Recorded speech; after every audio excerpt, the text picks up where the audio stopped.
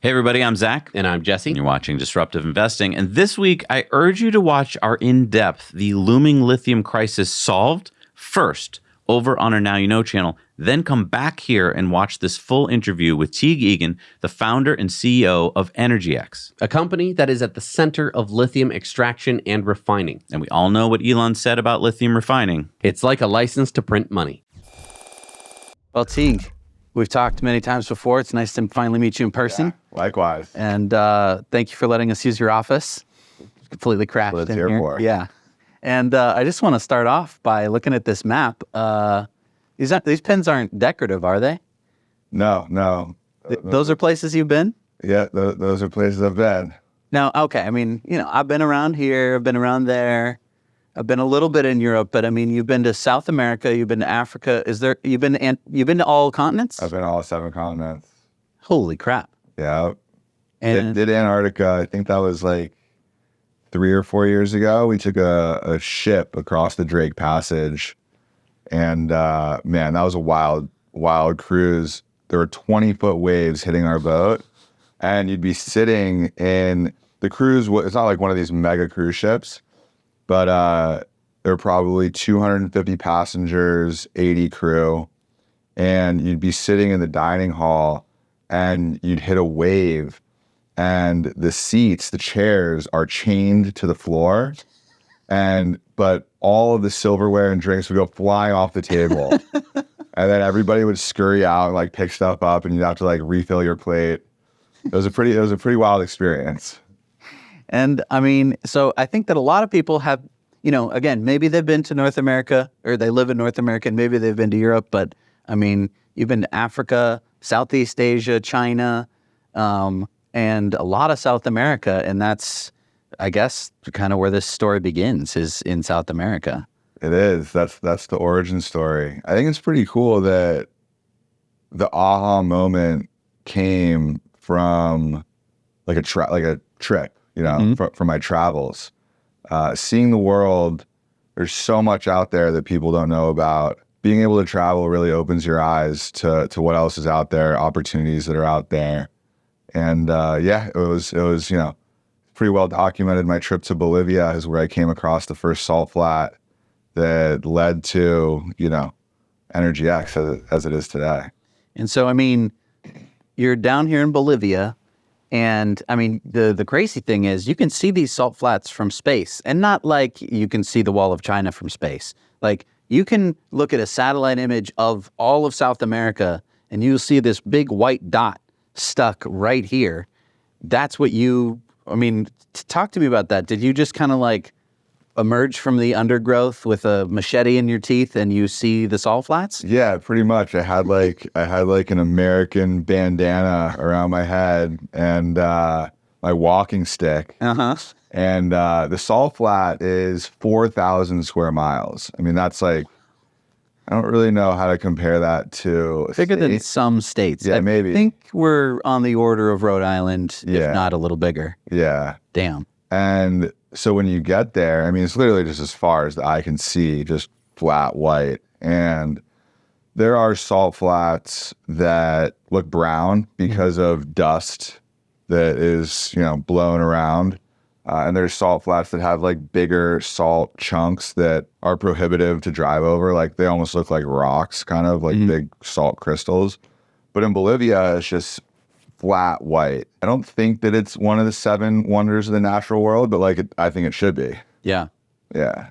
And so you see this giant solar, and where in your, did you have to kind of consult with someone and say, what the heck is this? Or, you must have been expecting to see it. It's on the map. Originally, this trip to South America was over New Year's 2018, and I went down to Uruguay, Punta del Este, with a bunch of friends, and after that, a smaller subset of us, I think like 6 or 7 of us, went to Chile. It was my first time to Uruguay. Mm-hmm.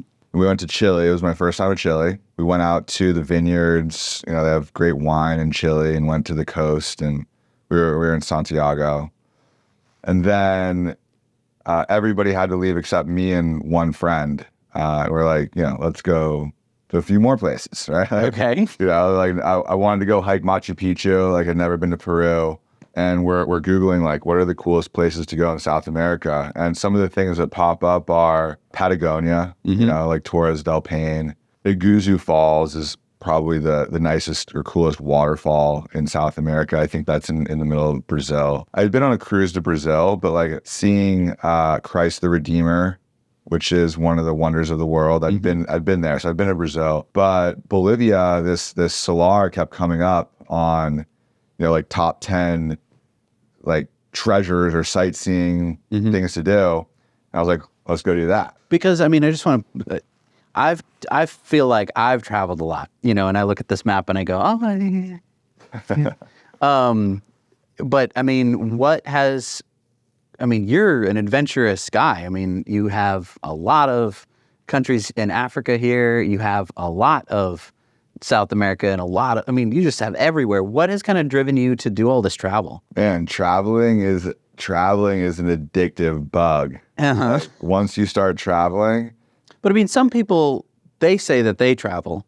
Yeah. And they're like, yeah, I travel. I go to Cancun. Yeah. Or I travel, you know, I go to Disney World. Yeah. But I mean, you're real adventurous kind of traveling. Because, I mean, to get to the Salar in Bolivia, Yeah. I mean, tell me about that trip. What did you have to do? It's off the beaten path a little bit, but you know, it's, you know. You just get on a 737 and then you land and it's outside the airport, or what is it like? I mean, the Salar uni is a little bit harder to get to. So we were in Santiago, and from there we actually we flew to Santa Cruz, which is like the capital, but most of the politicians sit in La Paz. But we went to Santa Cruz. You know, we're just trying to like go see these places like in South America. And we spent 2 days in Santa Cruz. That was fun. And then we're like, let's go to the salt flat in Uyuni. And we had to fly through La Paz, which is actually the highest elevation international airport in the world. Neat. I don't know. I think it's like something like 14,000 feet of elevation, but wow. It's hard for big airplanes to get up. Anyway, you have to fly through there. We had a very short layover. And we kind of had to like run. The airport's not too big, but like kind of had to like hustle to get to our connecting flight. And then it's only an hour down to the salt flat to Uyuni. And I was with my buddy, and he was like a pretty in shape guy, kind of like a CrossFit guy. Oh, and you're running, but you're also at 14,000 feet. Yeah. This is like. So we're on the flight to Uni, and he had to ask for oxygen, which I thought was pretty funny. Well, what kind of plane were you in on the way? It was a 737. Oh, okay. Yeah. All right. So yeah, so getting there was a little bit of a trek, but completely worth it. But then did you have to take a bus and a train and stuff to get to the, how far is They have an airport. It's a very small airport. Oh, really? The landing strip, the terminal is like the size of this office, maybe. Maybe a little bit bigger. Okay. But, yeah, it's right next to the town. In Uyuni, I don't know the population, but I think it might be something like 20,000 or Okay. so. All right. There's smaller indigenous villages surrounding, but it's become an attractive tourist destination. I wouldn't say like super popular yet, but like there's a salt hotel. So the hotel is called Palacio del Sal. Okay. Palace of Salt. Yeah. The hotel is like made out of salt bricks. So in the rooms, there's these domes above you, and the domes are made of salt bricks. The columns are made of salt bricks. That's cool. It's a pretty sweet experience. Neat. You're in this beautiful natural environment. You've just stayed in a salt hotel, or at least you visited it. And then what makes you think like, oh, you know what I'm really want to do is start a business taking some of this stuff and making batteries out of it? When I went to that salt flat, I didn't even know that lithium was a salt. I didn't know that this was a lithium mine, essentially. Okay. For all intents and purposes. I didn't know that. Okay. I literally learned that from our tour guide, who was telling us about the history of the salt flat. Okay. I said, yeah, this is the world's biggest lithium reserve. And I was like, wait, what do you mean? Like, lithium's important. Like, you drive a Tesla. Like, lithium. Oh, and that's when your ears perked. Yeah, up. yeah. Okay. I mean, this was 2018 before Tesla had its meteoric rise. Yep. I don't know. I bought my Tesla in 2013, but in 2018, they started selling some Yep. Have they started selling Model It was right 3s? around then. Yeah, but I mean, it was still, Yeah. nobody thought that it was going anywhere. Yeah. Elon was sitting there with his cardboard box, said bankrupt on it. Like, Yeah. it was really like, All the short sellers, like it could have died. could have died maybe. Yeah. You know, I didn't And then think if Tesla but- died, electric vehicles don't, Right. nobody else transitions. So, right? okay, so you're on this trip, you see the lithium, you hear about lithium being in these salts, and then you go, okay, so I drive a Tesla, I know about lithium, you think lithium's going to be big, and then you start a company around it. Exactly. And what even further kind of transpired it was the fact that while this is the biggest lithium reserve in the world, Bolivia wasn't producing any lithium from it. Really?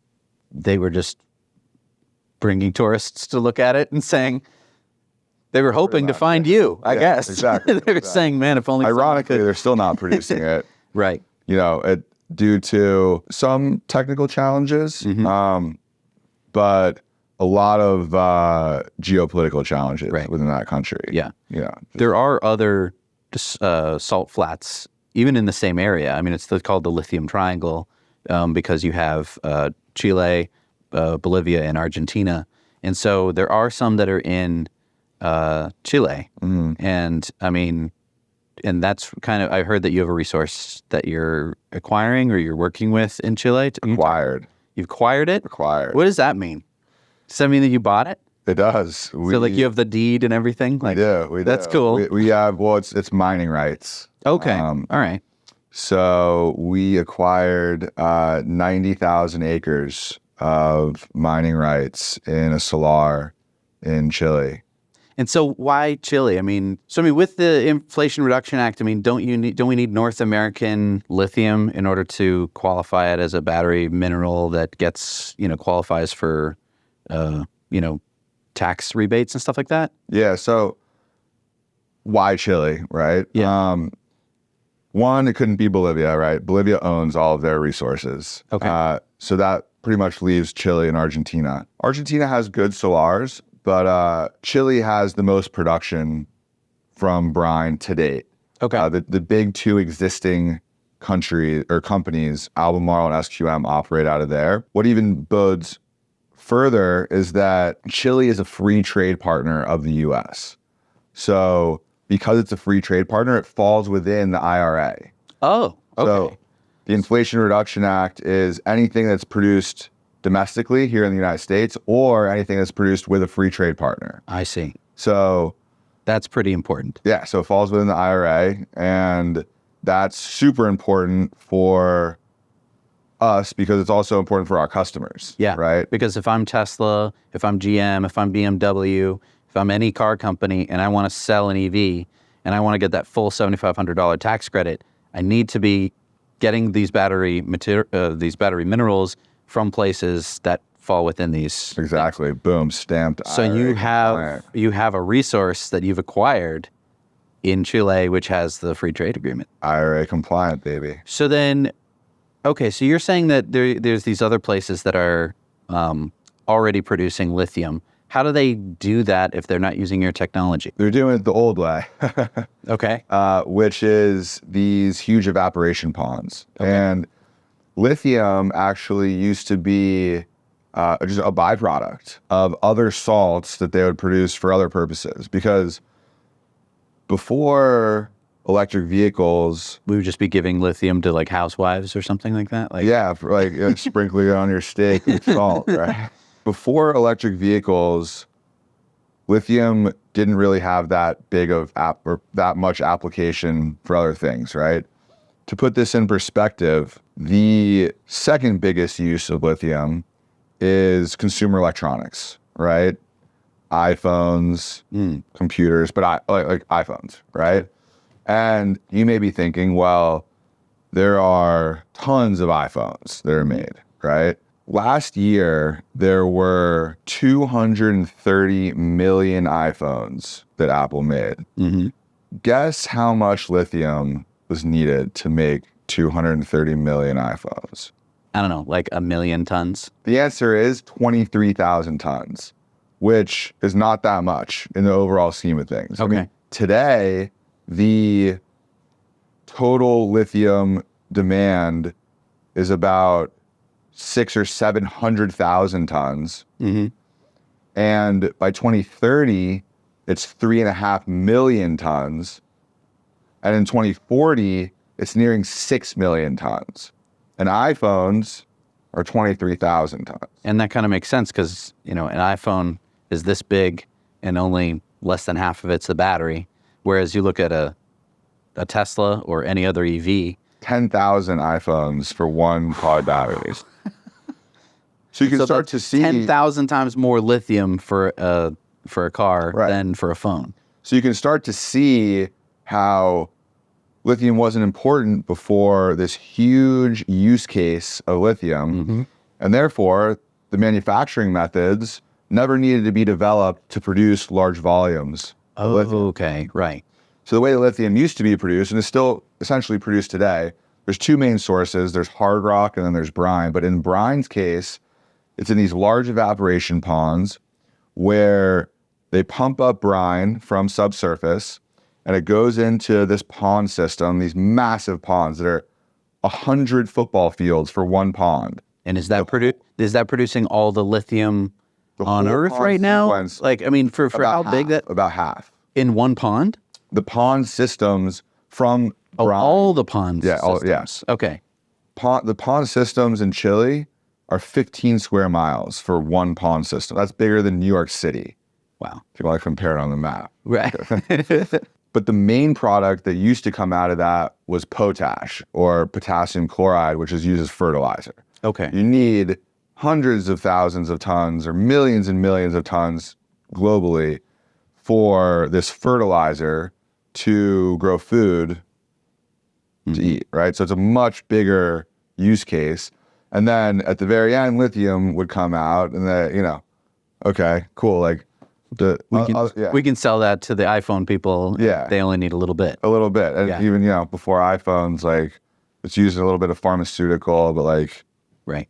you're talking about thousands of tons or something. But Yeah. now it's like all of a sudden millions of Yeah. tons. So these evaporation ponds, what's the technology there? It's you get the sun, which has been here before humanity existed, and then you have shovels and a pump. Is that the all the technology that goes into it? There is no technology, right? Okay. There's thought process behind how quickly you need to move brine from one pond to another, like the residency time. So There's some intelligence there's behind intelligence behind it, but but there's it's no not- technology. right. There's no 21st century technology. This is stuff And- that the Incas could have been using thousands of years ago. And that's like probably what they did to get their salt. for their yeah, food, right? put it on their steak or potatoes. But today we have access to so much technology in the mining and chemical world, but it's just never been applied to lithium because lithium's never been important, right? So what we've done is we've looked at these technologies that are being applied for separations of other things that we use in our daily lives and apply that to lithium. And you can kind of boil it down to three main categories. The first is membranes. Our society uses membranes for literally everything. Every single person watching this has a membrane underneath their sink that purifies their water and takes out some of the salts that are in water, in tap water, right? Membranes are used to turn ocean water into fresh drinking water. Ocean water has about 3.5% salinity. These brines we deal with have 30% salinity. So a little bit different, but the same premise of the membranes are removing salt in ocean water to turn it into fresh drinking water.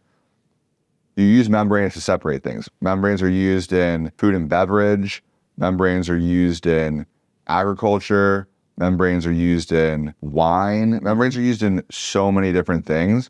And what we've done is design membranes that selectively separate lithium salt out of these salt brines.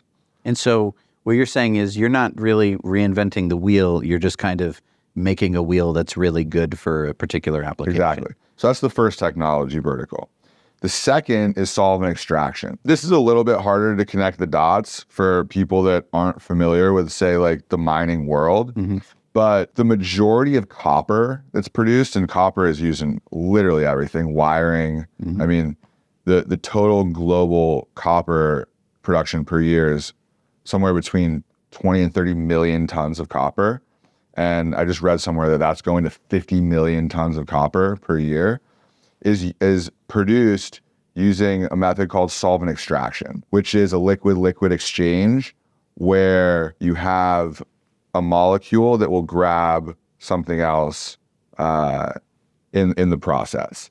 And solvent extraction was developed almost half a decade ago, somewhere between 30 and 50 years ago. Wow. And like I said, it's used for more than half of the world's copper production and essentially all the other major metals, uranium, vanadium, cobalt, nickel. And it's kind of crazy because when you think about, or at least when I think about mining, when I think about copper, I'm kind of expecting some guy with a pickaxe and he hits it and then he goes like, oh, this is copper. And it's like, no, that's not. Well, that is the first step where they, pick or mine or with obviously huge industrial equipment, get a big rock, and they have to heap leach it and they put it through, it's like a pyro kind of system, but then solvent extraction happens. Yeah. Right. But I mean, I figure so many people think that it's going to be like smelting, something that we've like seen in a video game or, when we watched, a History Channel show about the Copper Age, they weren't doing solvent extraction in, the year 1000 BCE. So we've taken solvent extraction and designed specific solvent reagents to selectively attract lithium or selectively separate lithium out of these brines. Okay. And that is a really important part of our DLE or direct lithium extraction portfolio. The third is adsorption technology. A little bit easier to understand where this is a solid liquid exchange. So you have these beads, and we'll show you some of these beads.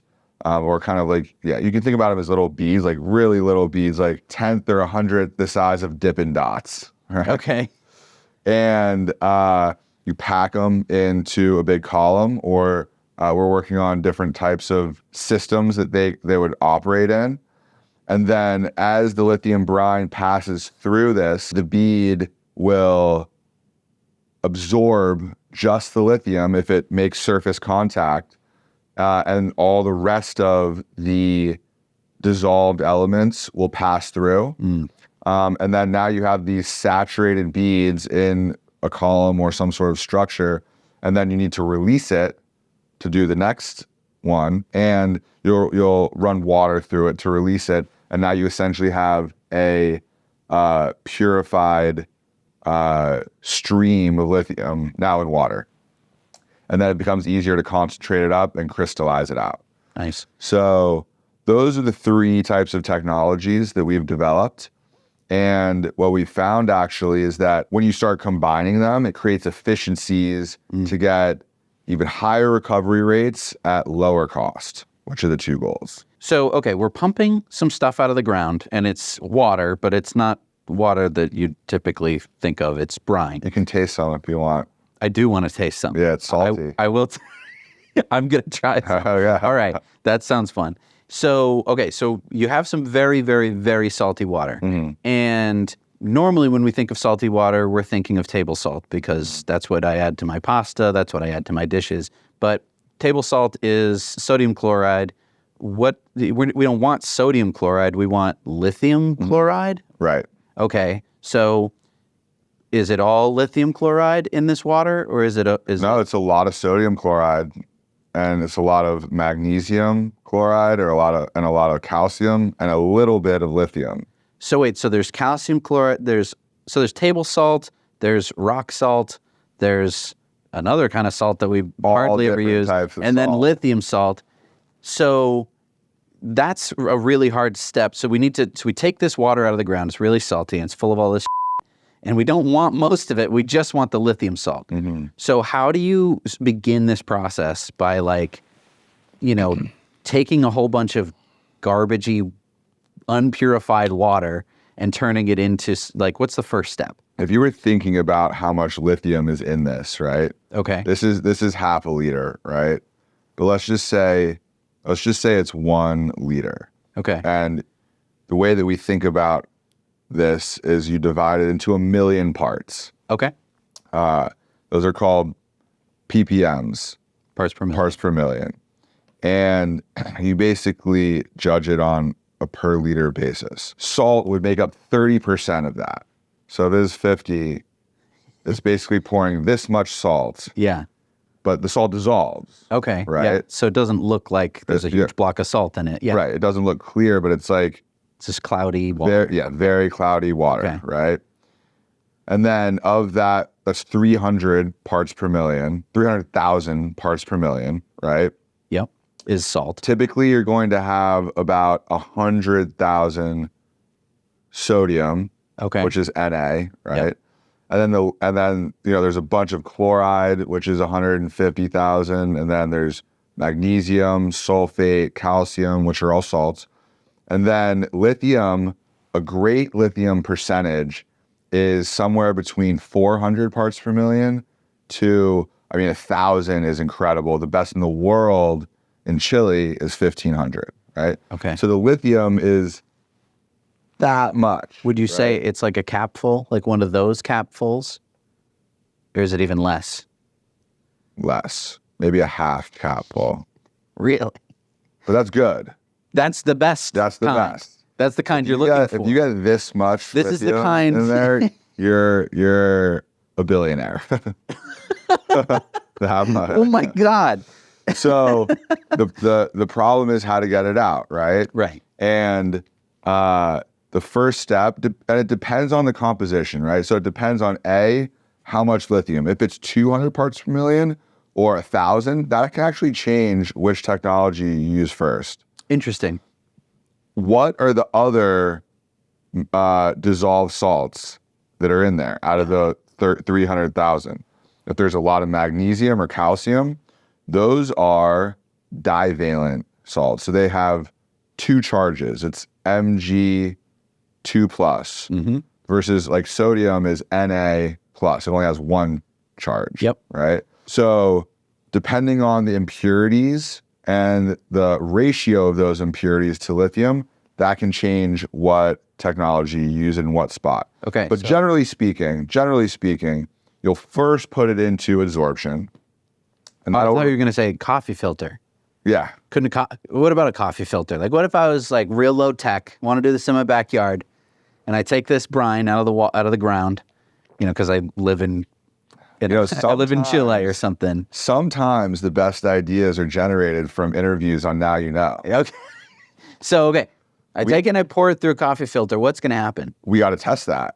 But you know what's going to happen, because otherwise you wouldn't have spent all this time and energy and money developing your technologies. It's going to flow right through. It is going to flow right through. But you actually bring up a really good point in that before any of this brine goes through our systems, we need to remove larger suspended solids. Okay. Stuff that's not dissolved. Dirt, Little pebbles or crumbs or rocks or whatever it is, right? So coffee filter's not such a bad idea. Okay. And that's called pre-filtration. Okay. And you pre-filter it through, there's sizes of all these pores. Coffee filters might be a little bit too big. I think almost everything would flow through that, except for like maybe big rocks. Yep. Right?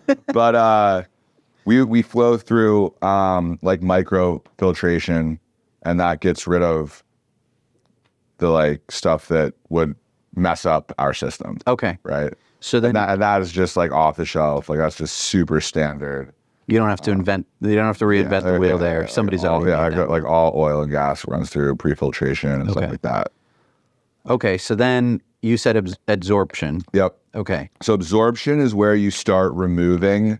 So is it absorption or is it adsorption? Is there a difference? I feel like I learned this in chemistry class, and There is a difference. We are using adsorption With the D, with a D. not the B. Not the B. Okay. Not the B.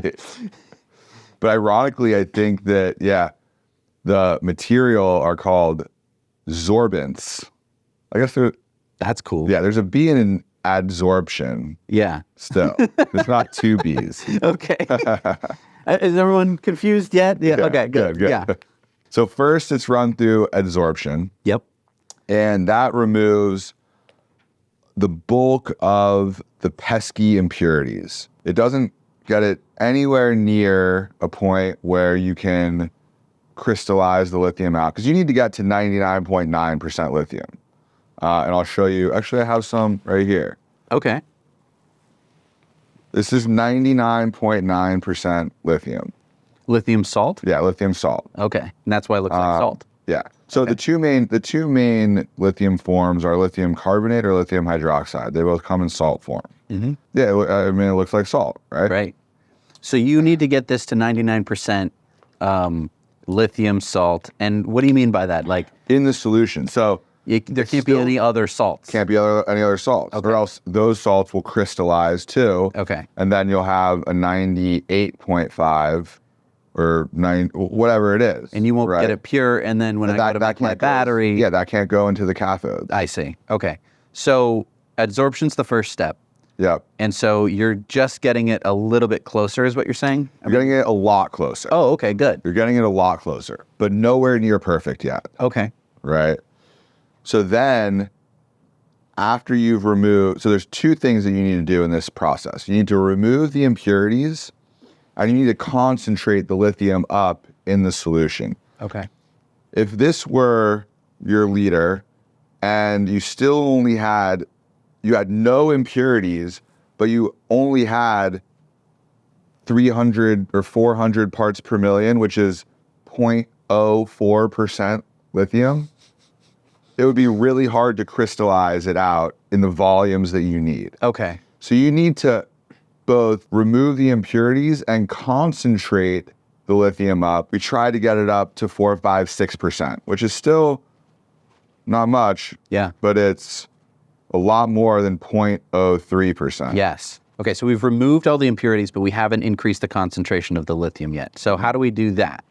So that happens in the next step. Do you just boil it? So that is actually what people are doing today, or a kind of thought process for direct lithium extraction. It's called forced thermal evaporation. Right. You 'Cause, basically are applying heat to boil the water away, right? I'm making like a demi-glace out of lithium salt. That's very expensive to do. A lot of power costs, and the volume at which you need to do it is somewhat prohibitive. Okay, because I'm thinking like if I did this in my kitchen, I'd have this, maybe 300 parts per million, big pot full of water, and I would get like a little crust at the bottom Yeah. of lithium salt, and I'd go, great. But what I'm not thinking about is all the energy I've just wasted, because I would have had to boil that pot of water for like 6 hours. Yeah. And I would have been using, and just a little pot, it's not that much energy to evaporate all that water, but you scale it up and all of a sudden it's Yeah, not. we're trying to make hundreds of thousands of tons of lithium. And right? you don't want to be just boiling a boiling water company, because Yeah. you wouldn't make any money. The energy costs would literally be higher than what you'd get out of it. Right. Okay, so then we need to do something else. Teague, what do we do? So next, we put it into solvent extraction. Okay. And solvent extraction both removes the rest of the impurities to very low levels of impurities. Okay. And it concentrates the concentration up Okay. to that 4, 5, 6%. We can go all the way up to saturation. So solvent extraction is a really important technology in the tech stack of how we do this. Okay. And so how does that work? You'll see it today, but you basically are feeding the product of the adsorption into the second unit operation. And you're putting this liquid solution that now is devoid of lots of the original impurities into what's called a mixer. And it mixes the solution with the selective reagent the molecule that we've made that just grabs lithium, right? Okay. So now, once the molecule touches the lithium, it grabs it, and from the mixer, so you know how oil and gas are impermeable? They don't mix. So if you have oil and gas in this water bottle, Or like oil and vinegar. yeah, Yeah. Okay. the water will sink to the bottom, Yes. or whichever is more dense Yeah. will sink to the bottom, and the oil, and there'll be what's called phase separation. Yep. Right. So before you shake, you take the salad dressing out of the refrigerator. Exactly. And it's separated, and you go, and you have to shake Exactly. it. Okay. Exactly. Yeah. What we want to do is mix it, and there is a point where they just barely touch. Mixing that is called making an emulsion. This is a lot of cooking terms here. Yeah, it's basically It's like cooking. a mayonnaise or a. I mean, this is like Breaking Bad. Yeah. You know, like we have a bunch of chemists here, and we can basically make whatever we want. I see. And so you're making this emulsion kind of like when you shake the salad dressing, only unlike when you make the salad dressing as opposed to now putting it on your salad. So basically you're saying one side of the salad dressing is kind of the product of the absorption, and then the other side is your reagent, and then you've made all of these points where they touch, because if you've ever seen an emulsion like under a microscope or something, it's like Right. a whole bunch of globules, and so you've created a ton of surface area. So our reagent is attracted to just the lithium that's in the brine. Okay. So it grabs that, and then it goes into what's called a settler, pours over, and this is a continuous process. And now it's in a settler where it starts settling out again. Oh, so you're basically leaving it in the fridge. Right. And so you're able to take the part that used to not have the lithium, it now has the lithium. And, Right. and that's how you separate the two. Exactly. So now the part that had the lithium no longer has the lithium because it's been in the mixer, touched our selective reagent. Yeah. Boom, over into the settler, settles out, and then the way it works is creates that, it's called phase separation, and the now devoid brine, or the lithium depleted brine, exits out into one drain or channel, and the containing lithium organic goes into another. So now the problem is, okay, how do we strip the lithium from the organic, because we need to reuse that organic. And so during this whole process, you've just increased the concentration because you can flow more adsorption product through than you do your reagent. So that is concentrating the lithium in a smaller volume. Right. And it's purifying it. So Wow. So now you need to strip the lithium from the organic, right? Yep. And the way that you do that is you add HCl, hydrochloric acid, or sulfuric acid. Okay. That costs money, or it could be generated, is actually generated in a further step of our process. But you add, let's call it HCl, which is a hydrogen and a chloride, right? And the reagent molecule that we have actually wants that hydrogen. Okay. So it grabs the hydrogen and lets go of the lithium, which then attaches to the Cl.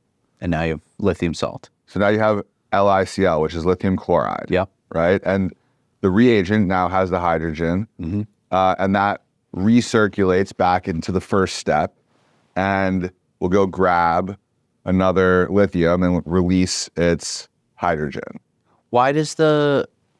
It's an exchange. Why does the reagent want to suddenly give up this hydrogen if it likes it so much? Because it wants the lithium more in the first step. But then why did it give up the lithium in the second step? It's based on the pH.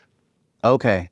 So we have to control the pH, and in a certain pH, people probably think about pH when it comes to water, right? Whether it's more acidic is a lower pH, and then 7 is alkaline, and then above 7 up to I think like 14 is alkaline. So you can add what's called a base or caustic into your solution to control the pH, and that is what allows the reagent to either grab something or let something go, depending on what molecule it is. Wow. It shows you how chemistry doesn't want to let go of this lithium. It really, like, you're fighting entropy here so much. You're taking this lithium, like going from 300 parts per million up to basically a million parts per million. 60,000 parts per million. Wow. I mean, that's insane. And all of these chemical steps that go into it, this is why lithium is hard to do. All right, well, I'm glad that you told me all your secrets, because now, I mean, what's stopping me from going out there, changing some pHs of stuff and making some adsorption materials and making my own EnergyX competitor company? Well, a few things. Okay. I think that when we started the company, we put a big emphasis on IP, our intellectual property. Okay. And that's not to say that a lot of other people aren't trying to do what we're doing. There's certainly a competitive landscape out there. There's certainly people that have their own ideas on how to make it work that might work. Mm-hmm. But if I wanted to steal your process, oh yes, yeah. So you're going to take me to our court. process. We've obviously put a lot of thought into and filed a lot of patents around, and we have, I think, now over 100 patents. Wow. On our processes. This has been generated over 5 years of work from now. Our team is over 80 people, of which, maybe a little bit less than half are PhD scientists. So a lot of brain power has gone into, what I just described. And any technology startup like ours, it's very important to try to patent those things so that other people can't just go copy what you've done. But in between those patents, there's a lot of know-how, there's trade secrets. Mm-hmm. It would be hard to replicate even if we didn't have patents. But that's just an added layer of protection, I think. So I would need to go find, okay, this is sounding a little harder. I need to go find, 40 PhDs and... Not that you couldn't do it, though. Thank you for your faith in me. I appreciate that. But I mean, I did it. Yeah, but I mean, like, I didn't even know what lithium was when I went to Bolivia. But you have a 5-year head start too. I do have a 5-year head start. And you have the IP. We've made a lot of good decisions. We've got a lot of good investors on board. We've made a tremendous amount of progress in a relatively short amount of time. And it's hard to build a company, There's ups and downs. There's high points when we landed big investors. There's super low points when we almost ran out of money. Mm-hmm. I actually had to sell my house to invest in EnergyX. Wow. To keep it going. We were one payroll away from the company going under. And I sold my house for like $2 million and put $1 million into EnergyX. And then GM came through with the Series B and saved us. Wow.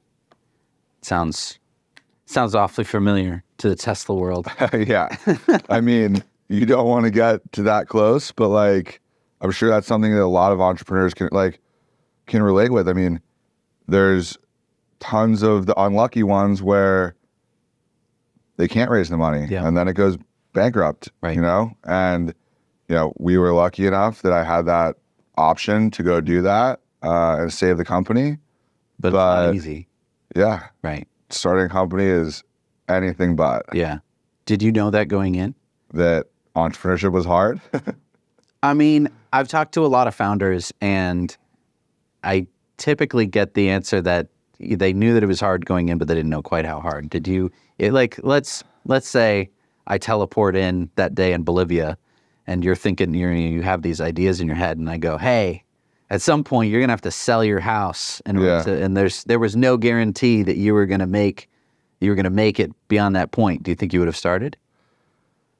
I do. Really? I do. Wow. It's in my blood, it's entrepreneurship. This isn't my first company. I've had other companies.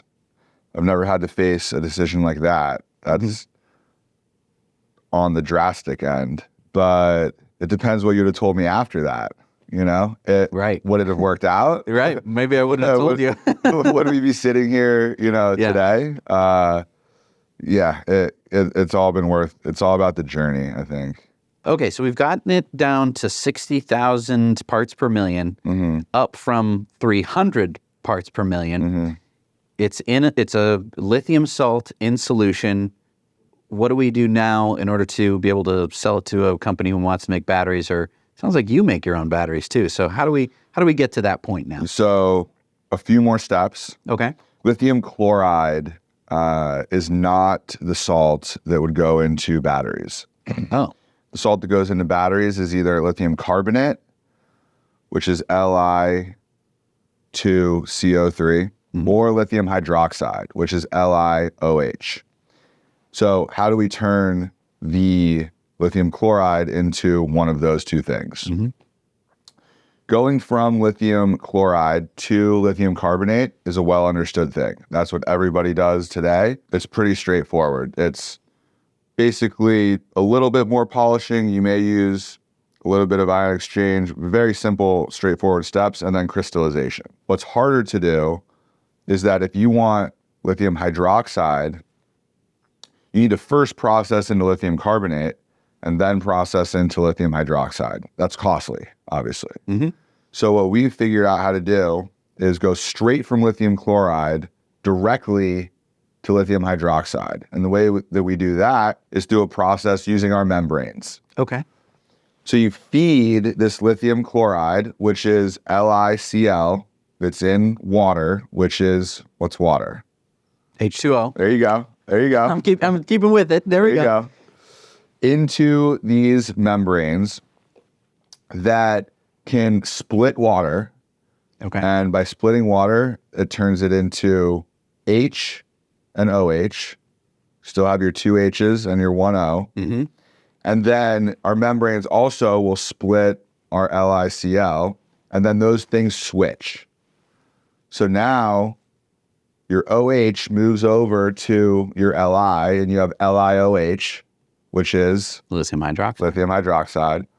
And the Cl moves over to the single H, which is HCl, which is hydrochloric acid. You needed that. We did need that. You need the hydrochloric acid In the to last put into step. a previous step. In the last step. That's another patent that we figured out. Darn it. And by combining those two steps, we can cut the cost of solvent extraction, where the HCl is about 40% of the cost of running that. Oh. So now, by integrating these steps, our costs continue to lower, which is obviously good for end consumers. Yeah. Right? So the good product, well, they're both good, but LiOH comes out. It's still in water, but then we can just crystallize it. And then the HCl, which is our byproduct, gets reused in a continuous dynamic loop in solvent extraction. So all of these different steps, I assume they weren't written down in a book somewhere. You had to figure them all out yourself, because that's how you get the patents for them. If they were in the book, you probably couldn't get the patents for it. But you figured out all these different steps. How do we make a crap load of battery grade material now? Like, how do we go from everything that you just explained to me? First of all, how do you make sure that all of those steps work? That there isn't some kind of complication. And then how do we go from that to Gigafactory? Gigafactories cost a lot. Yeah. Right? And you want to de-risk your scaling until you get to that point. I think about these things in iterative cycle loops. Okay. Right? Where you want to iterate or prove something, and then see what went right, see what went wrong, fix the wrong stuff, improve the right stuff, iterate again. And the way that we think about that in terms of scaling is really 4 steps. So we start with bench scale stuff, like test tubes, right? And you have a small amount of brine, where you first look at the brine and analyze it. What is the composition of this brine? And the characteristics are A, how much lithium is in it, B, what are the impurities in it? C, what is the temperature maybe of it? And we get the composition and we test it in test tubes on bench scale, right? Very small sample sizes or volumes. Yep. Once we've validated that, then we move up to the pilot scale. And this is about 1 to 2 liters per minute. This is 500 milliliters. It's basically 2 water bottles per minute Okay. that would flow through the system. Okay. Over an hour, you may have, that's like 120 to 240 water bottles, right? Which is decent volume running through this. It's about 1 cubic meter per day. 1 cubic meter is 1,000 liters, which is 1 ton of brine, essentially. Okay. Or without salt, because salt weighs more, but 1 ton of water is 1 cubic meter, Yep. right? Shipping 1 ton of brine around the world is not cheap, but not super expensive. So we just shipped 8 cubic meters from somewhere in South America. That cost $50,000, right? So Okay. we did it by air. We did it by air because we wanted it quick, Sure. but it's not cheap, right? Right. But So, I mean, even if you put it on a ship, it Right. wouldn't be. I mean, it would be somewhat cheaper, but yeah, it but wouldn't. time is money, right? Right. The most that we want to test here is at this pilot scale. Okay. Right? Yep. Where we can do 1 cubic meter per day, Yep. and we could feasibly ship, 20 or 30 for, $20 or $50,000 or something like that. Yep. Right. That is the next step of validation after bench. Right. But then you need to move to the bigger scale, which is demonstration. So now you'll see the pilot equipment, and these are systems that we've built here, right? But EnergyX is never going to go build the equipment for a commercial plant. We have third-party vendors that professionally that make this type of equipment, right? So moving from pilot to demonstration is using those equipment vendors that are making industrial scale equipment that's still not commercial size yet, but can do 1 cubic meter per hour Okay. on industrial scale equipment. Okay. And in that event, you probably want to run a test or a validation on a brine at demonstration scale for at least 1,000 hours. So you can't really fly all of your brine from South America. Yeah, that might cost $10 million. So And you're not going to get $10 million worth Yeah. of lithium out of that. So Yeah. okay. So that means you need to build that demonstration plant somewhere where there is brine. right, and that's exactly what we're doing right now. Okay. That's the stage that we're at right now, where we're building these larger demonstration plants that can process somewhere between 1 to 2 cubic meters per hour. And in terms of lithium output, that obviously depends on the concentration in the starting lithium feed, but you can roughly think about it of 30 to 50 tons of lithium per year. Okay. Okay. And that is we didn't just arbitrarily decide on those numbers. Those are the numbers that we've gotten a lot of feedback from major customers that are looking to produce huge plants that do 25, 50, 100,000 tons per year. That if that demonstration scale could lead to the full commercial plant.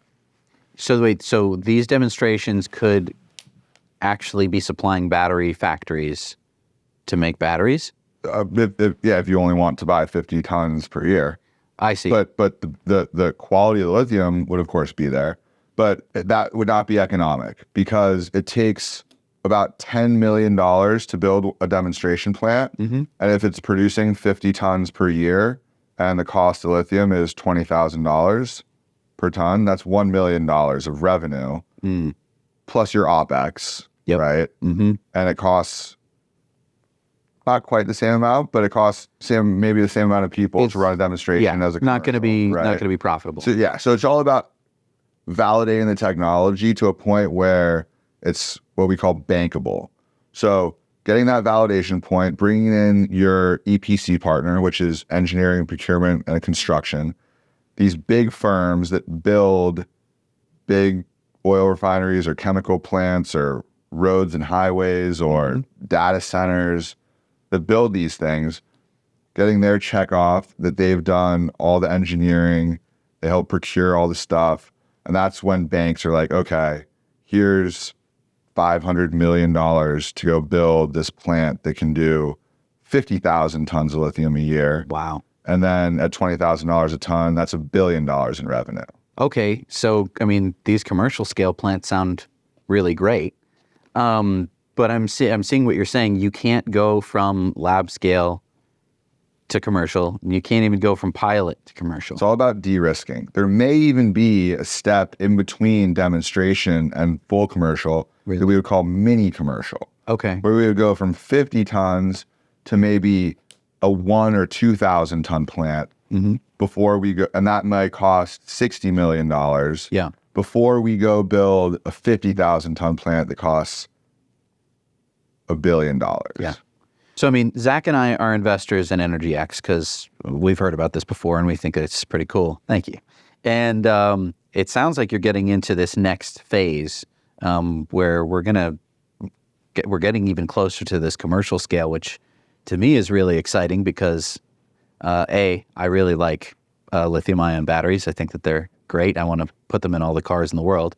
And if we did want to do that, if we wanted to put all these cars in the world, we need to increase lithium output by factors of at least 10. At least 10. Right? Like, so minimum 10. There's got to be a lot of lithium.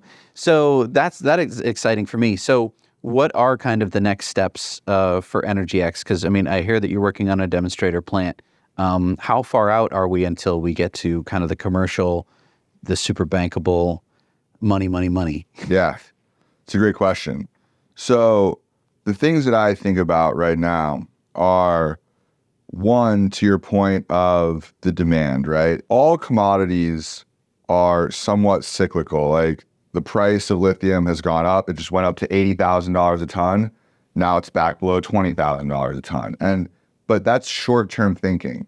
The important thing is that in the long term, the demand is going from where it is today at maybe 600,000-700,000 to 6 million, right? So there is going to be a huge need for lithium. So our 20 to 40 year forecast is like untouchable, right? So what are we doing about that right now? We're building these demonstration plants. That's the next major step on our path to commercialization. We are planning 3 of them. So one is going in Chile for the asset that we just purchased. Nice. Right? Okay. That is really cool for EnergyX investors like yourselves because we control our own destiny there. Yeah. There is nobody that can say, oh, we like another technology better, and we're going to go with them. Or, you know, the price of a plant is too much. Like, we need to go raise that money. Like, there's no roadblocks. We control our own destiny with our own resource with that demonstration plant. So we are full bore ahead on that project. Then in Argentina, we have POSCO. And POSCO is looking to build a 100,000 ton lithium plant. And they're one of our major investors alongside GM. And our hope is to license them the technology for that plant. And we're building a demonstration plant there. So that falls into our licensing business model, right? So we will both license our technology to large existing producers or people that are building major new plants like POSCO, as well as vertically integrate our technology into our own wholly owned resources, right? And then that's in Argentina, which provides a little bit different type of country risk. The third is in the US. We want to mitigate risk in all areas of the company where we can. That means that we want to have a plant in the US that's right in our backyard. We believe that the Smackover Formation, which is in Arkansas into Texas, where Exxon just made a big lithium resource acquisition, is the best US-based lithium resource. And we're building a demonstration plant there. We just won a $5 million DOE grant that will go to help support the funding of that demonstration plant. And then the idea is to push forward these demonstration plants, and any validation from any single one would get us to the next hurdle. Right. Because if it works in one place, it should work in another. It should, but even if there are always challenges, right? Like, what if Chile nationalizes their lithium like Bolivia did? Yeah. What if, right? Yeah. There's nothing to do with our technology. What if our technology doesn't work on the Argentinian brine like we thought it would? Or like, does Argentina have a free trade agreement with the United States? So, I mean, a matter of literally 20 miles over the border, and all of a sudden that lithium is no good. It still works perfectly well in an EV, but you're not going to get the $7,500 tax credit. Exactly. So that may have a different set of buyers. Yep. Right. Mitigate risk. Yep. Push multiple projects forward. We've narrowed. We used to have a lot. It used to be more than that. We really narrowed it to those three as within our capability to execute and mitigating our risk enough so that we're not all our eggs in one basket. Yep. Right.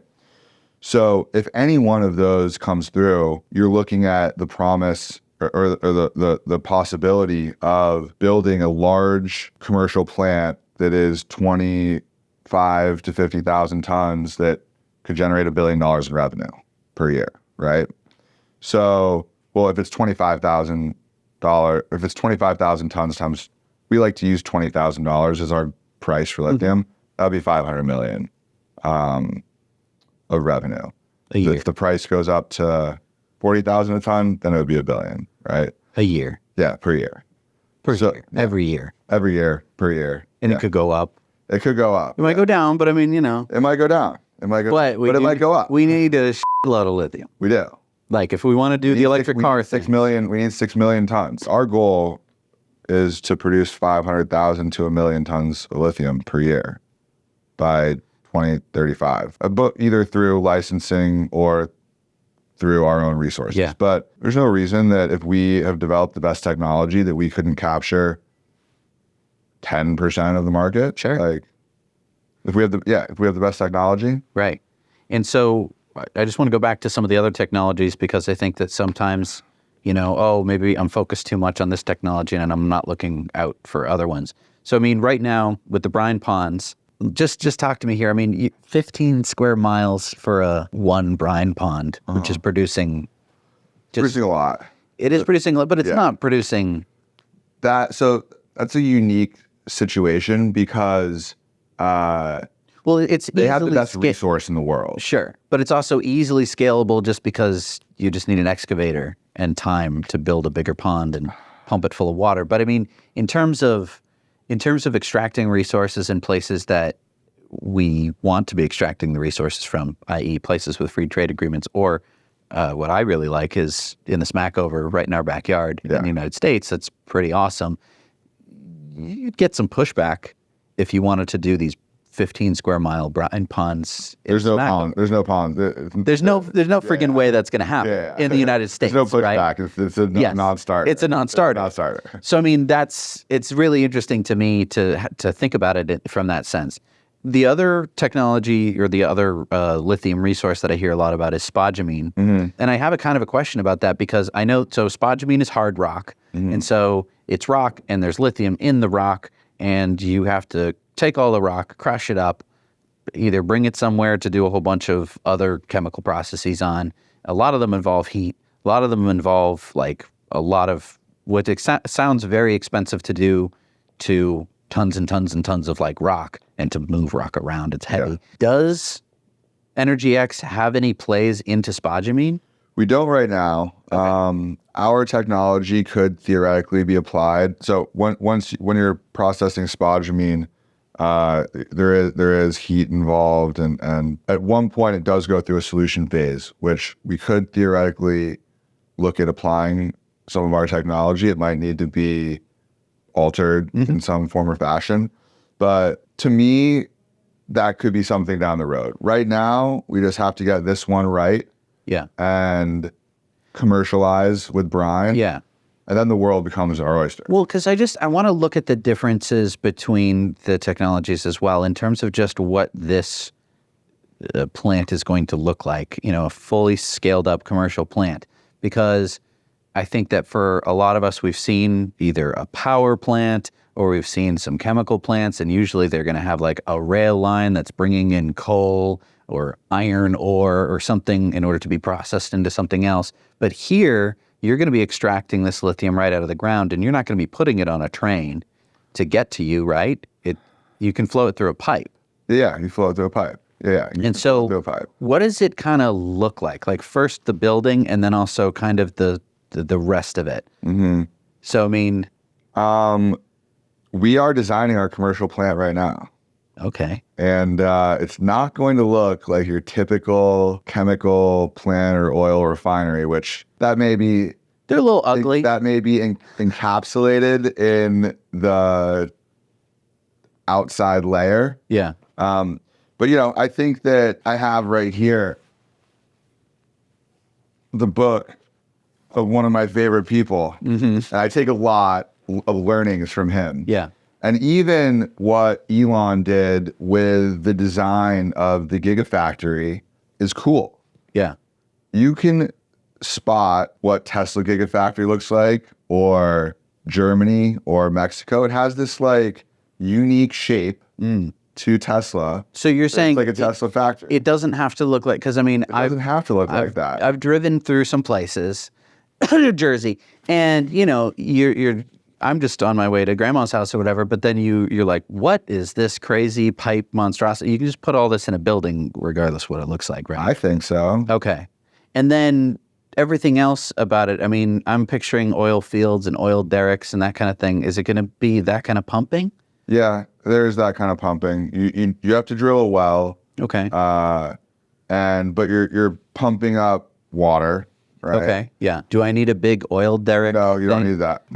Depends how deep you have to go. How deep are these brines? So that depends on the place. In the Smackover, they are 7,500 feet deep. Okay. In our resource down in Chile, they are 300 meters deep. So 900 feet deep. Okay. Which is like...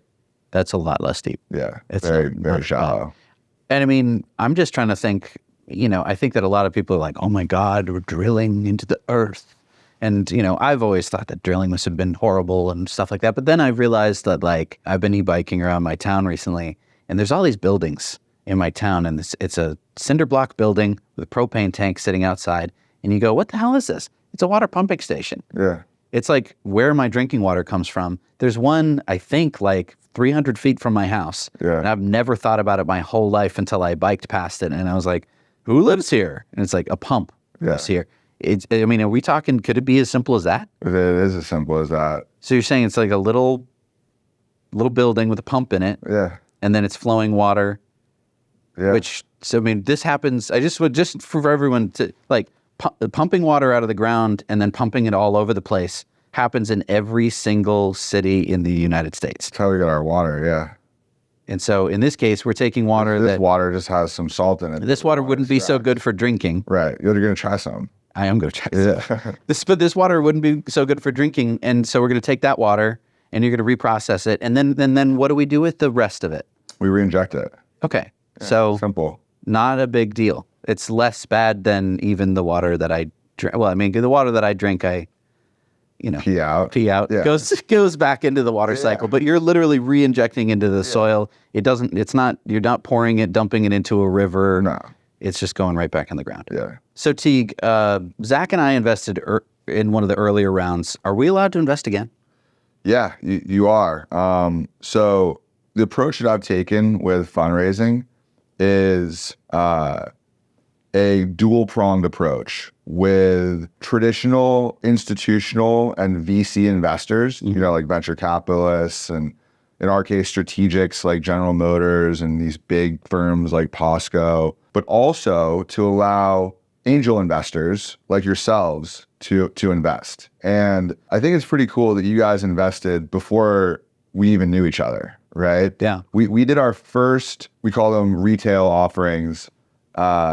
We did our first one it was 2020, at the end of 2020 into 2021. So I think you guys were in that one. Yep. Which is now what, 3 years ago. Yep. And the way we've thought about it is we alternate. So we do a retail offering and then we say, okay, we're going to go do an institutional offering now.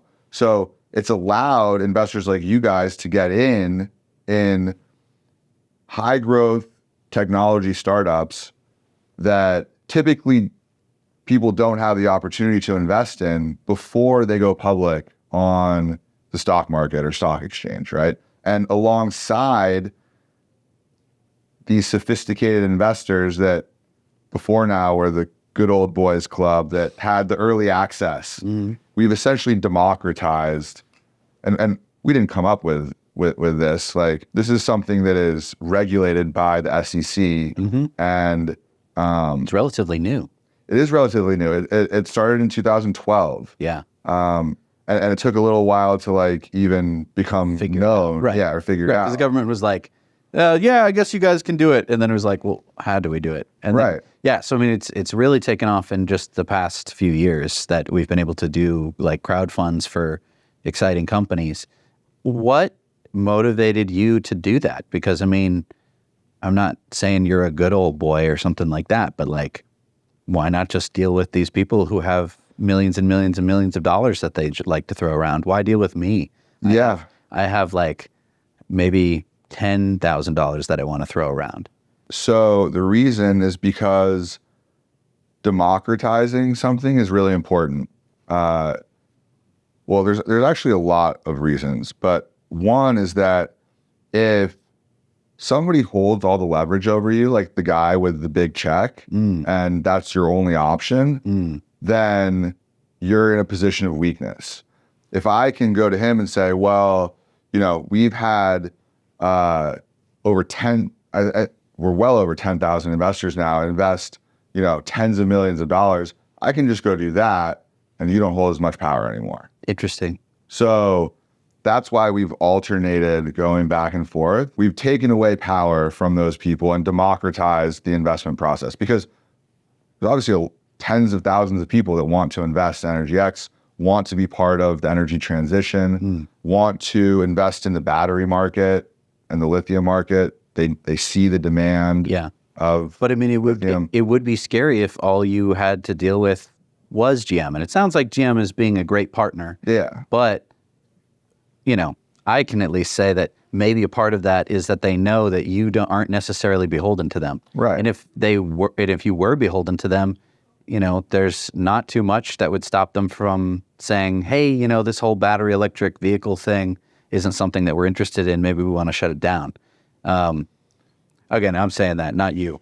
Yeah, no, I mean, to your point though, like GM's been great, right? And it's not GM, it's just venture capitalists in general, right? Yeah, There are horror stories. social investors in general who right.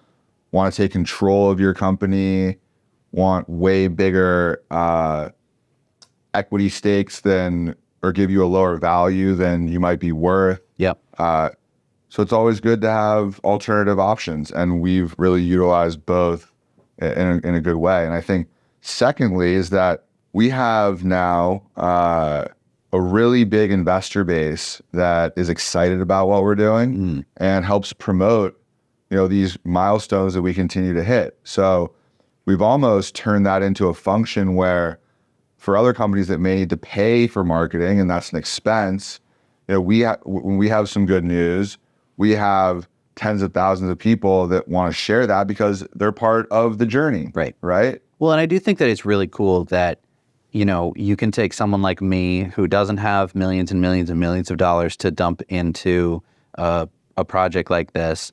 And I think that, again, like you're saying, there's over 10,000 people like me who are invested in you, all because they like this idea. They see where the future is going. They know that lithium is going to be a really important resource because they sat down and did the math. I think a lot of these people probably also have an electric car and, had to listen to their stupid friends going like, there's not going to be enough lithium. And they went like, okay, my friend George is kind of an asshole, but, is he right? And they sat down and they said like, wow, we aren't producing enough lithium. where is this lithium going to come from in the future? So that way, when my friend George finally does buy his electric car, where is that lithium going to come from? And it's like, so then it was like, oh, if they're not producing enough lithium and it's going to need to be lithium in the future, that's a business opportunity. And you're like a pretty big player in it in terms of what could happen. All of this stuff needs to happen together, right? You can't all of a sudden have, 20 million electric vehicles per year with no lithium. Right. You're never going to produce 6 million tons of lithium per year with no application for it, right? So these things are happening together, and the floodgates opened. Like, GM has committed $35 billion to transitioning to electric. Mm-hmm. Tesla's goal is to make 20 million electric cars per year. Yeah. Ford, Volkswagen, Toyota, Mercedes, every single company is transitioning to electric. Right. And Chinese companies, Indian companies. BYD, all these companies, right? So with that comes the demand for lithium, right? So we're in essence riding the wave. We wouldn't be here if there wasn't huge momentum behind the transition to electric. Started to see some Cybertrucks around Austin. Me too. Just wait till he's making 1 million Cybertrucks a year. It's going to happen. Yep. Yeah.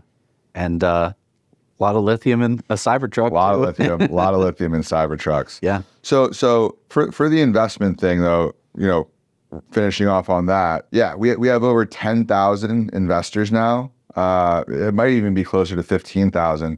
And our minimum is $1,000. And for the people that got in early, like you guys, I think that your price per share was like 81 cents or something right now.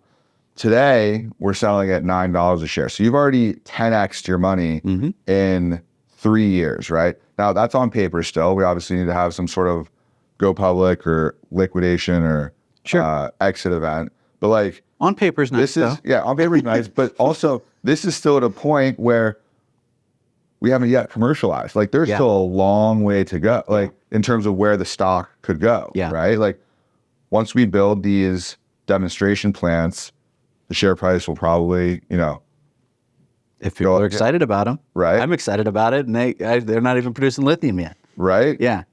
Once we get to that commercialization point, I think the sky's then it's how quickly can we scale from our first plant of 1,000 or 2,000 tons to that 1 million tons? Like, once we prove it on that commercial scale or even the demonstration scale, it's just about continuing to de-risk and continuing to have small wins and momentum forward. Awesome. Well, Teague, thank you so much for talking to me today. Thank you so much for allowing me to be an investor in your company, because it's really, really exciting. Goes both ways, buddy. Awesome. Thank you for being here. Teague, the chemistry lesson that you guys just went through was really fascinating. I'm also fascinated by the fact that you didn't know that much about lithium when you got started, so you weren't the expert that you are today. How did you build the team that is the expert that's out there doing it all right now? I got an A+ in 11th grade chemistry. Okay. But that was better than me. Yeah, that was the last of my chemistry experience. My father is a successful entrepreneur, and I've learned so much from him at the dinner table growing up, right? And one of the most important kind of lessons that I learned in watching him is that the team is everything.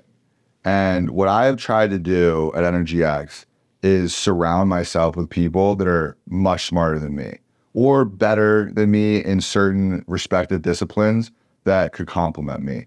What I am good at is having a big vision. This is obviously all my vision, right? And the vision is way bigger than, what you see here. Like, the vision is a 20 to 40 year vision. Like, I think that through the energy transition, there are going to be companies that are started and built that become 50, 100, multi-$100 billion companies. I mean, same thing with AI, right? Like, look at how quickly ChatGPT and OpenAI, like, that same premise holds true for the energy transition. And I think that there's no reason that EnergyX cannot become one of those companies, right? So the vision is big. But then the team is, okay, how do I go create the team that can execute on that vision? Nobody can do it by themselves, right?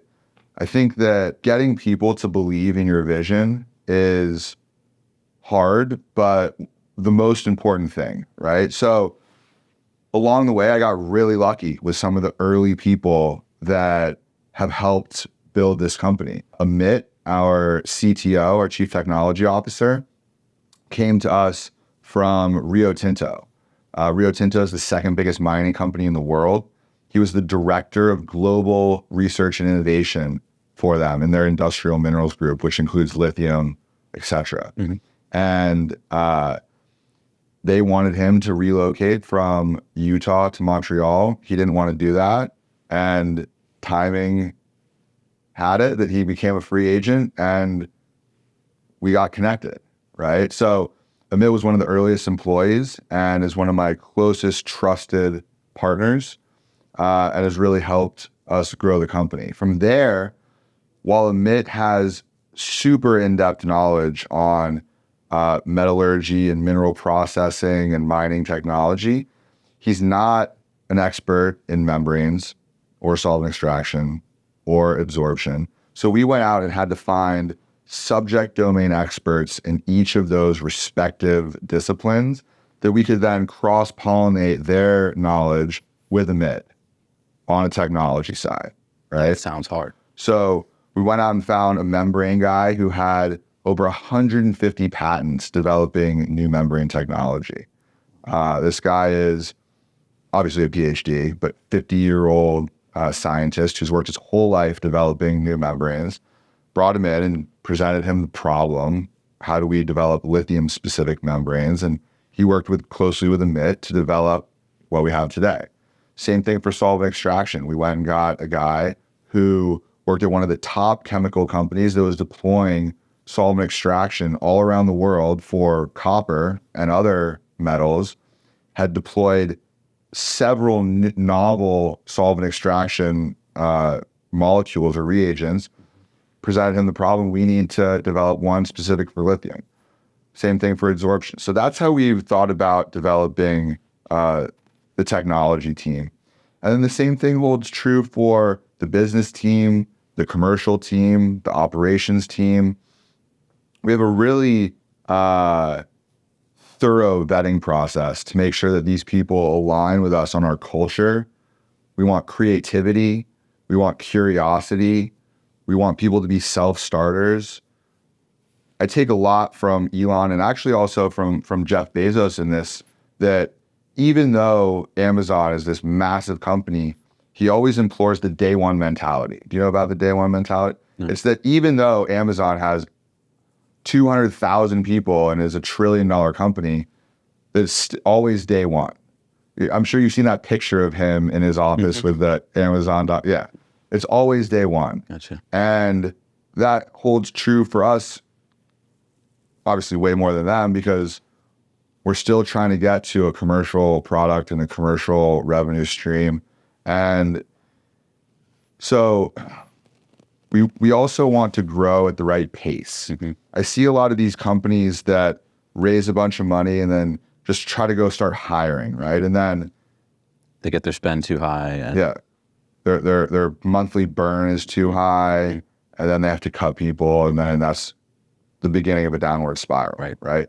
So we've tried to grow really methodically, really thoughtfully, with the best people for a specific position. And this team is my family. Like, yeah, I mean, I'm just jealous. Like, I was talking to Nick on your battery team. Like, you got a guy who worked with Dr. Goodenough, and I was just talking to him about that, the fact that he got to work with someone who's worked in like every field there is to know about this stuff for his whole life, and you got to take like the key player from that at the peak of his existence, and then take him from going. It sounded like he was just going to go into academia or something, and you somehow convinced him to come work for you. He was going to go to academia, and that's where a little bit of luck comes in, right? Like, I feel like though you've got something more than luck. I mean, the fact that you can convince someone like that to come work for a startup, because I mean, startups, we all know that they can fail. Yeah. So going to work for a big university, that sounds great, you know? Yeah, I think that he's probably making more now than he would in the university. But Amit always likes to tell me, you know, Amit's first contract with EnergyX, I was paying out of my pocket. Like, it was literally, you know, I was the only financier in the beginning, and he was on $8,000 a month or something, which is what, $96,000 a year. And he thought, you know, I'll probably be with EnergyX for 6 months. Right. And here we Burn are. through your money and be gone. Yeah, Right. and here we are 4 years later. So it's about stacking up those small wins. It's about momentum. It's about execution. Obviously, it's about hard work. Like, you know, I'm in here dusk till dawn and a lot later, trying to make the dream work, right? And supporting 80 families, right, that are relying on me, and all the 10,000 plus investors that are relying on me. That's what I think about when I come to work every day. So, Wow. That must have been going through your head when you got to that point in your business where you had to possibly sell your house to fund it. yeah, all the friends and family that had invested. Wow. Because there's a big class of founder CEOs that have come about lately, I think, because they watched Silicon Valley or something and they thought this would be just fun and easy and whatever. And as you know, it's not. But they don't have the grit. They don't have the like stick-to-itiveness to stick it through. And you have now proof that you do have that. Thank you. And I just think that that's, as an investor, something you hope to find in a CEO, but you don't know if they have it. With you, I think we know that you have it. Appreciate that. I really love that you go for a first principles approach for everything you do. You know, you're following Elon, same thing, where it's like you didn't even know this thing existed, but you saw it right away that like, hey, why can't this work? Where most people would probably come up with a million reasons why it couldn't work. You were like, yeah, but it could. Yeah. First principles is a principle to live by, and especially apply to the business. You know, I also get a lot of that sense from my dad, who is a serial entrepreneur and always asks why not. Which is the opposite that most people ask. Like, Of course, that's not human nature, but always challenge the status quo. A lot of the times it's not. You know, a lot of the times what's working is the best, right? But not always. right. Not always. Yeah, you saw firsthand that didn't make sense why they were doing it this way, you know, when it could be better. I want to go to the battery section of this business, which I think a lot of investors don't even maybe know much about. You've had a whole division working on making batteries. Why bother with that? Like, there's other companies doing that. Just focus on lithium extraction. Why go batteries? Yeah. Well, it's hard to pass up the opportunity to work with, you know, the people that stemmed from Dr. Goodenough's life's work, essentially. Yeah. Obviously, he's passed away now, but we have several of his former PhD students and postdocs, and all that work was happening right here at the University of Texas, which is where we licensed our original IP from. That's number one. Like, I think of myself as a very opportunistic type person, and to pass up like, it's obviously close enough related where it's like, that would be silly to pass up an opportunity to work on batteries with some of the top battery scientists that are right here in the city that we're working in at the university that we licensed IP from. So I think that was a pretty straightforward type thing. Then from a technical standpoint, you know, this is the next downstream item of what lithium goes into, right? So there are a tremendous amount of synergies, both from a practical standpoint of lithium production and then that lithium being used in batteries, as well as cross-pollination of the scientists. Like, these are a lot of electrochemical engineers that know a lot about lithium, and a lot of our lithium people know a lot about batteries, that it really made sense to go from brine to battery. I'll give you an example. Like, the lithium that we produce can also, the base can be converted into lithium metal. So that lithium metal is just another end form of lithium, right? And lithium metal can actually be a direct component into batteries. So lithium carbonate and lithium hydroxide need to be deposited into a cathode, and then that cathode is, so there's one intermediary step, right? Okay. But lithium can be produced directly into metal, electroplated onto copper, which is the current collector, and then that is the component in a battery. So there's really a lot of synergy. There's really a lot of crossover. There's a lot of talent crossover. There's a lot of product crossover. And I think a lot of investors don't realize that you don't need, if you don't want to, become a battery maker like at scale. If you figure out just one key thing about a battery, like how to make it safer, which sounds like you're working on, or how to make it more energy dense or something like that, you can license that technology. You can work with a partner. Like there's so many valuable things in there. Right now, we don't plan on becoming mass battery manufacturers. Like that's a whole different undertaking. Mm-hmm. But if we do develop this incredible new chemistry or have a breakthrough in terms of safety, that's something that the whole market would look to license or partner with. So yeah, it's something that we're excited that we're working on that could be a game changer. Amit, thank you so much for being with us. I've got the CTO of EnergyX here, and thank you for letting us see your lab, play around in your lab today. It was a lot of fun. I feel like I really understand it a little bit better, at least, than I did this morning. But what I'm really interested in is, Teague, amazing CEO, amazing founder, but he did admit to us today that he didn't know a whole lot about lithium when he started, so he really needed you. Tell me about that. Tell me about, working with him from the beginning on the foundations of the science for what you're building. Yeah, absolutely. I mean, Teague definitely, as you said, had a great vision, and I had the background in this area. I was with Rio Tinto when I was first contacted by Teague. I'm curious about that. Yeah. You're with this giant company. Yeah. And then this startup comes along, and this guy who doesn't know much about, lithium. Why did you start working with him? Yeah, I mean, like I said, I was with Rio Tinto, and among other things, I was quite heavily involved in developing their large lithium project in Serbia, and had been at it for decades. And things take long at larger companies, which is when Teague approached me about these brines in South America. The Rio Tinto project was actually a hard rock project in Europe. So the brines really intrigued me, and the more we started talking, I realized that there could be a way to very quickly make an impact in this area, which is difficult sometimes when you're at larger companies because there are procedures that have to be followed. There's risk abatement procedures that have to be followed. But being in a startup environment, I thought that I could make a real big impact in a real short time frame. Yeah. And I think I really liked his vision, and decided that it was time for me to work for EnergyX.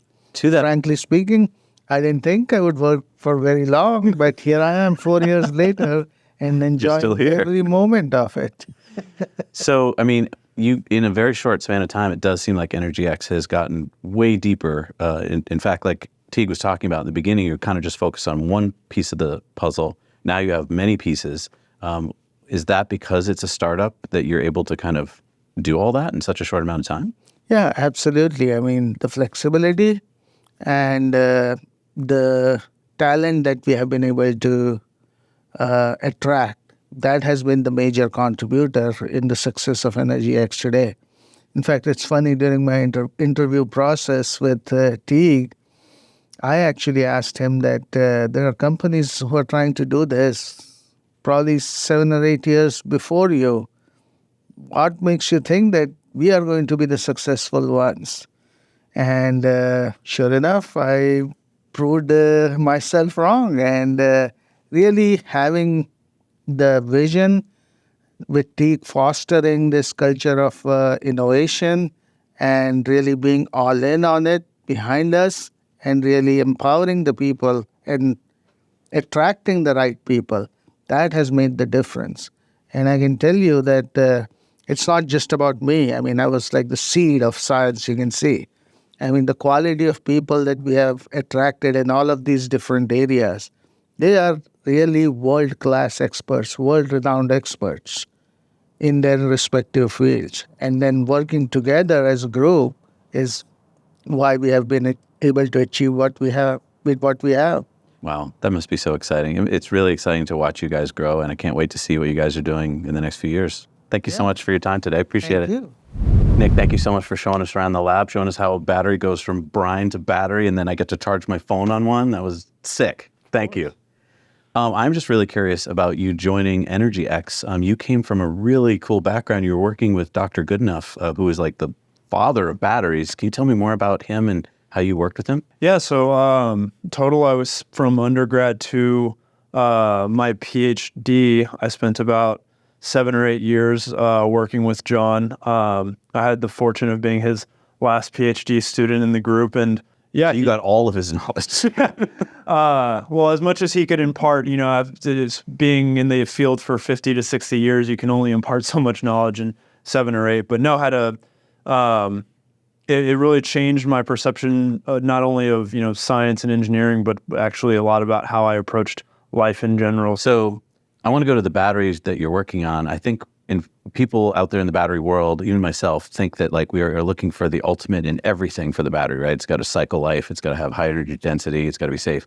But even if you could fix one of those things, like make one of those better, that would be great for batteries. So is that your approach, is like to just make a couple of those things better? Yeah, I think so. We sort of have a two-pronged approach. The first is to, like you mentioned, sort of tackle one specific thing, and it's safety with our next generation liquid electrolyte. And then sort of our longer term, R&D goals is to really tackle energy density and safety. So it sounds a little trivial at first, but when you actually start getting into things, even providing a step change in one area while keeping the other sort of, key performance metrics stagnant or equivalent to current lithium-ion technology is a really big challenge that we're working on.